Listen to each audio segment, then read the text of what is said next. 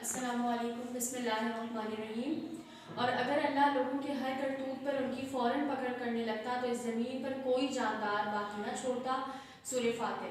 آج کا ہمارا عنوان ہے الفاظ معنی اور سبق ہے میرا ملک اور اس کے ہمسائے۔ پہلا جملہ ہے جمہوریہ۔ جمہوریہ کے معنی ہیں کہ وہ ملک جس میں عوام کے چنے ہوئے نمائندوں کی حکومت ہو، اور اس کا جملہ ہے ہمارے ملک کا نام اسلامی جمہوریہ پاکستان ہے۔ ہمارا دوسرا جملہ ہے دارالحکومت، جس کا مطلب ہے حکومت کا صدر مقام، اور اس کا جملہ ہے کراچی پاکستان کا سابقہ دارالحکومت تھا۔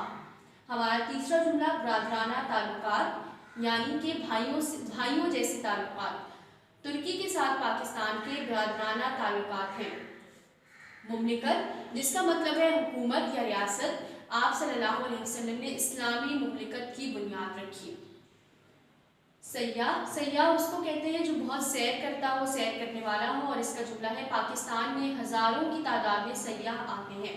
ہمارا آخری جملہ ہے چاق و چوبند، اور جس کا مطلب ہے چست یا چالاک یعنی تندرست۔